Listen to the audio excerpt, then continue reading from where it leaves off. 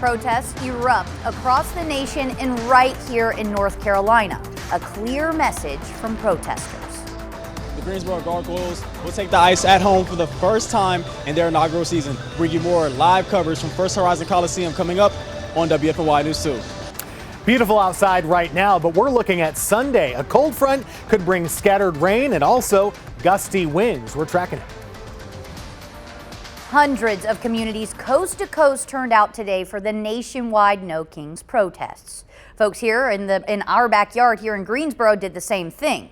WFMY News 2's Lauren Tier spent some time with a group off Windover and from in front of the county courthouse. Well, in Greensboro today, thousands participated in No Kings protests across several parts of the city, all of them using their voices to call for change. I spoke with people who say they're pushing back against what they see as abuses of power by the Trump administration.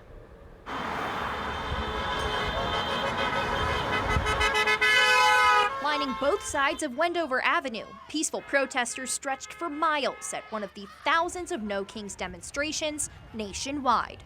One woman says she wants the protest to send a message to President Donald Trump. He's not a king. We have a constitution, and America doesn't recognize kings. Downtown, in front of the Guilford County Courthouse, hundreds more protested. It tells me that everyone's fed up, everyone's feels the same. They want Trump out of office, they want things to change, they want things to go back to the way it was, and they want a better future. The crowds were filled with people of all ages. One mom says she brought her kids to teach them the importance of free speech. And ideally, I wouldn't like to bring them to protests, but if we need to show that we have the right to free speech, then they'll be out here with us. Now, police were at both of those locations to monitor the crowds, but have not reported any illegal activity or acts of violence from those protests here in Greensboro. Thank you, Lauren. Protests were also held in Winston-Salem today. Demonstrators called for unity and equality, standing together with communities across the country. The bottom line is to be in solidarity with other American people and all people who live in this country for that matter. And remain peaceful as organizers continued to spread their message of solidarity. This video shows what the protests looked like around the Triad back in June. It came as President Trump hosted a military parade to celebrate the Army's 250th anniversary. Similar to today's demonstrations, protesters back in June appeared in large numbers with no sign of violence. And the protests were held beyond state borders across the nation. Protesters appeared in thousands of cities across the nation. You're looking at shots from Boston, Chicago, New York City, and Washington, D.C. Protesters say they are also frustrated by recent National Guard troops being deployed to Democratic-led cities despite local leaders pushing back. The Trump administration says the move is to help fight rising crime and protect federal personnel and property. I'm here for a number of reasons, but primarily I'm here for my students who are absolutely at risk in our neighborhoods and in our school. I have students who are absolutely terrified to come to school. I have parents who are terrified to drop their children off at school.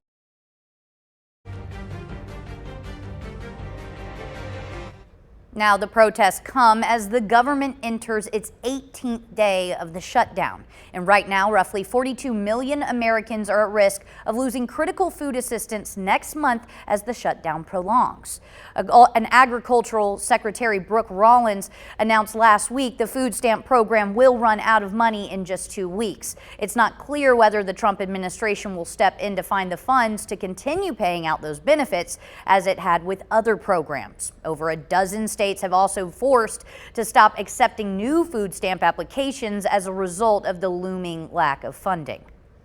Here in North Carolina, there is a hotline for federal workers who need help. If you need assistance, call 855-435-7969 or visit WFMYnews2.com for more information. Protests in the state also come after state lawmakers announced a plan to redraw North Carolina's congressional maps this week, a move that could shift the state's balance of power in Washington. The new proposed districts would likely give Republicans an even greater advantage and would leave some Democratic lawmakers fighting to keep their seats. Flynn Snyder explains what's at stake. I am considering every option.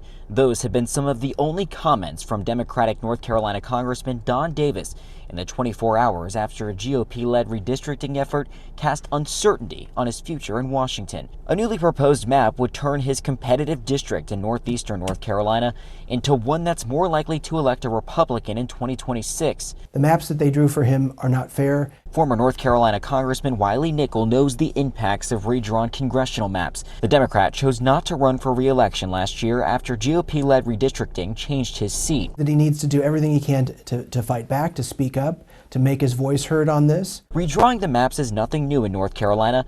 This 2022 map shows an even split among Democrats and Republicans. Under the current map, 10 Republicans and 4 Democrats represent North Carolina in the U.S. House. The proposed map could favor more GOP candidates, creating an 11-3 split instead.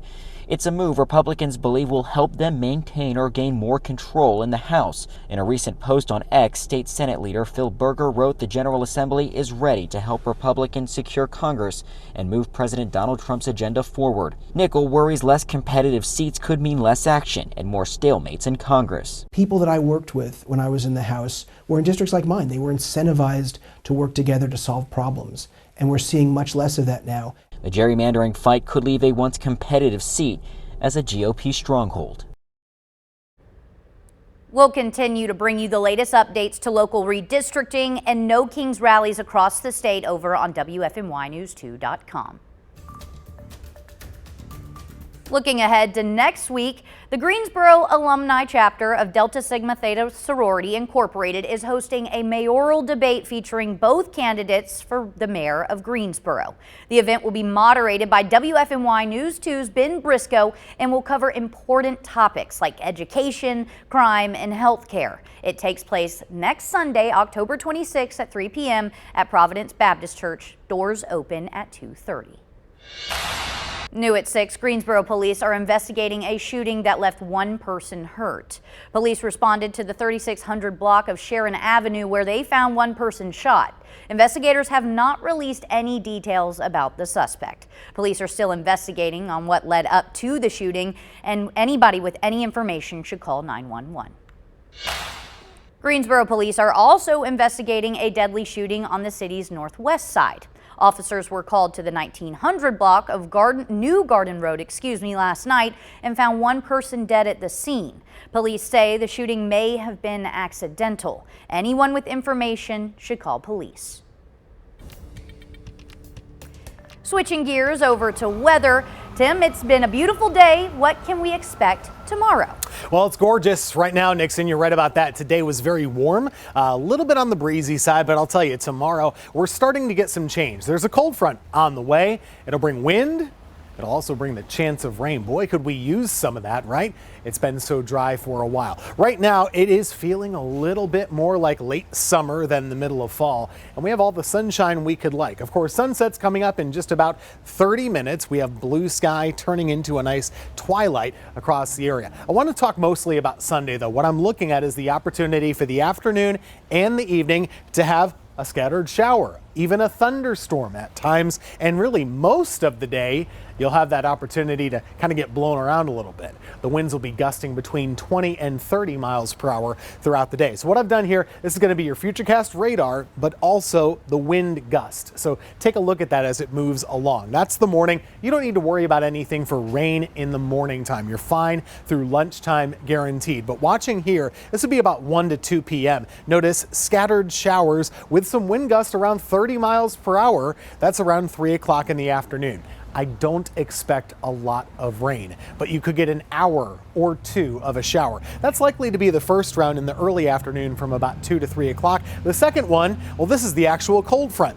That rolls through a little bit after dinner time, so 6, 7, and 8 o'clock. And once it does, the wind still blows around, but it'll be out of a colder wind direction for tomorrow night, and our temperature will start to drop quite a bit too. There is a low risk of a damaging wind gust across our part of North Carolina. We're in the level 1 concern for severe thunderstorms for tomorrow. That's not a big risk, but it is something I want you to know about. Just to emphasize the gusty winds, we haven't had a lot of windy days lately, so you'll probably notice this quite a lot. Wind gusts 30 to 35 miles per hour for the afternoon and into the evening. Unfortunately, that's probably going to blow a lot of the leaves off the trees up in the North Carolina mountains. Just kind of keep that in mind. I said this is part of a cold front, and that'll blow through once we get behind it. Sunshine and cool, crisp fall weather that starts to settle in by Monday and kind of linger throughout the week. We talked about the fall color that's peaking in the mountains right now. We're still about 2 weeks away from peak color here in the Triad. So overnight tonight we'll have temperatures in the 50s. I really see it staying fairly comfortable and mild for the most part. It only bottoms out around 60 degrees or so with a light wind. Now for tomorrow, it's the main day I want you to know about. Clouds will be with us kind of through midday, and then once we get to the afternoon, a scattered shower, even a thunderstorm is going to be possible. As I mentioned, the concern is really for gusts of around 30 to 35 miles per hour throughout the day, and that chance for rain, it's badly needed. I hope we get some across our area, but rain totals shouldn't be all that impressive. Generally a 1/4 of an inch or less across the Triad area. Let's look beyond tomorrow. We'll get a lot cooler for Monday. It'll still be breezy with a high temperature in the 60s, and throughout the week, sunny, dry, cool, and crisp. It's very fall-like here, and those morning lows, it's going to get chilly. We'll have a lot of mornings that start out right there around 40 degrees, especially toward the end of next week. So it'll be looking and feeling like fall, still with hardly any rain. Thank you so much, Tim. And what we are looking forward tonight is the big game as Greensboro Gargoyles hit the ice to face the Jacksonville Icemen in their season opener. WFMY News 2's Bryce Parker is at First Horizon Coliseum, where hockey returns to the city for the first time in nearly 2 decades. Yeah, so it's a moment that we have all been waiting for. The Greensboro Gargoyles will take the ice for the first time in franchise history. Now for the fans, this has been a moment that they have all been anticipating. They have actually been outside tailgating for the past 3 hours. Now this is a moment that we have been anticipating for a very long time, and this is an excitement that they cannot miss. It gives me goosebumps because we had said we were going to do it from the day we first make sure the Coliseum said, yeah, you can do it. But when we got here and there were already this many people out, it's wonderful. And today the weather's perfect. I mean, this is what hockey in North Carolina is about. Now in preparation for tonight's matchup, the team took the ice this morning to work on some last-minute details before they face off against the Jacksonville Icemen. Now this is the first game of the season, and they're playing against the Jacksonville squad that they've already beat in preseason. But this one actually counts, and the Gargoyles players and coaches want to make sure that they are setting a good foundation for the rest of the season. These players are going to understand what hard work is. Us coaches, we already know that, but we'll do everything that the players do. So if they're out there and they're skating, as they call it, the bag skates, or we're skating the extra at the end, the coaches will do that too. So we're building trust within each other, and that's the buy-in that the coaching staff has in the players and players in the coaching staff. It's really up to us to really meet that expectation and put on the show, like you said. And yeah, I think it's going to be key for us to have a really exciting opening weekend to kind of grow that energy and grow that buzz around the town. I think coming here, there's a great energy. Like everyone we talk to, super excited to have us in town, have hockey back. So for us, I think we just want to make the city proud. And our expectations are to be high. We're going to compete and try to be at the top of our division. And the playoffs is a standard. That's the first goal is to make the playoffs this year. Behind me, fans are starting to file into First Horizon Coliseum. It's supposed to be packed tonight. Now, if you want to add to that game day atmosphere, you still have time. Tickets are available, but you have to move fast because face-off is at 7 p.m. Live in Greensboro, I'm Bryce Parker, WFMY News 2 Sports. That's exciting. It is. I'm excited about that. Well, yeah, in case you missed it, here is that 7-day forecast. We go through the next couple of days. Tomorrow's going to be a little different than today. The clouds will be moving in the morning, afternoon, couple scattered showers, and it's just going to be windy pretty much all day. Still warm, but it cools off toward the rest of the week. It'll look and feel like fall, temperatures in the 60s with overnight lows in the 40s. So get ready for just more comfortable weather, Nixon. It's going to be pretty nice out there. I know, a lot of sunshine. You said, Yeah. what was it, crispy fall weather? Yeah. And now hockey. And now, and you know, they play indoors, so it's always going to be good weather for them. So that'll be fine. Yeah. A little icy though. Little icy. Well, Enjoy. Go Goyles. Can we say that? Go 1, 2, 3. Go Goyles. Goyles, yes. We'll see you back at 11.